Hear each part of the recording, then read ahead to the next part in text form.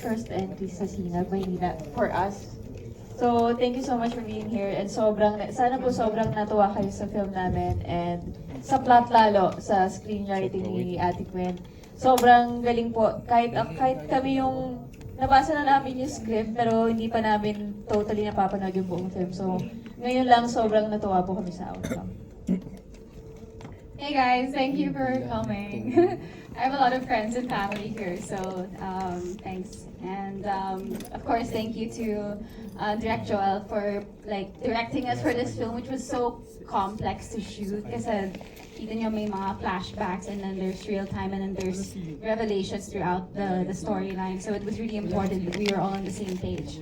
And that couldn't have been done also without Miss Queen Carrillo, who was the one to put it all together. Like, sobrang galing niya, I swear. And then to my fellow co-actors, Angelica, you were so awesome. Marco, Ethan, my little brother, sorry we had to kiss. He's like my little brother. No, you guys are all amazing. And of course to our line producer, Sir Dennis, thank you for the opportunities and for putting the trust in us to put this film here in the cinema, which is something that we really didn't expect, or I didn't think that we would be able to enter a festival. So, yun ang next. I'm grateful so much for Sinag Manila Film Festival for giving us this recognition and this opportunity to showcase all of our talents collectively and hopefully be nominated. Where's the winner? And to Miss Len Carrillo, who is they have the production for 316 Media. And yeah, this couldn't have been possible without all of us. So I'm so grateful to have my first feature film as a lead, also to be shown on the big screen. Kita ko yung pores ko and everything. But yeah, super amazing experience. Definitely something that I will never forget this moment. So thank you for being here. Thank you guys for coming, guys. And I mean, of course, it is Joel Amangan's movie, so wow, nakakawaw talaga. And actually, kahit sabihin natin na first feature film nila Kelly Day and Yuki Tsunoda, I mean, parang hindi first time di ba, guys? Parang, wow, best actress, pwede, no? Ayan, thank you, guys.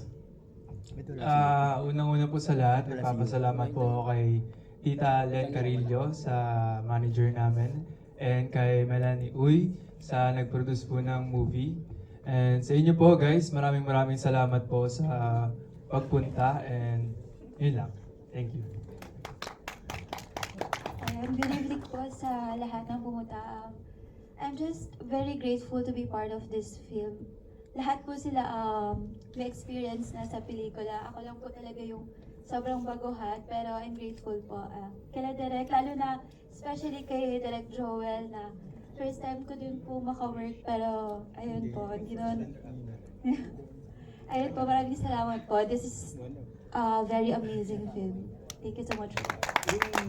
And first of all, gusto ko pong i-acknowledge Sir Wilson. Thank you for coming here tonight. Ayan po ang, of course, and for choosing us to be one of your official entries sa Sinag Maynila. And for everyone here na nanood po at sana nag-enjoy po kayo sa pelikulang ginawa namin. To our amazing cast, talaga naman ang ganda.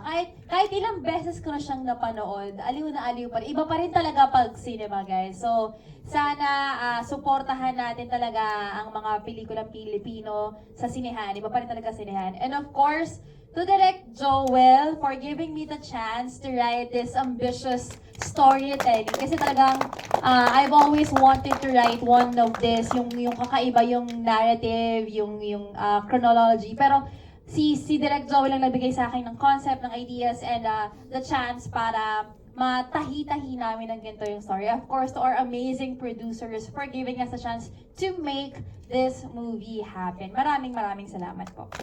Thank you so much. I would like to acknowledge the presence of the founders of Sinag Maynila. We have Sir Wilson Tiang and Direct Brillante Mendoza. A round of applause, please. Without them, we're not here tonight. Thank you, sirs. Sir, do you want to talk about the production design of the film? Very shy. Direct, anything you want to add? Sinag Maynila, thank you so much for having something like this every year. The industry really needs something like this. Can we clap for Sinag Maynila? Congratulations to the cast. Salamat po sa pagpunta ninyo. Tangkilikin po natin ang lahat ng pelikulang kasama sa Sinag Maynila. Salamat po.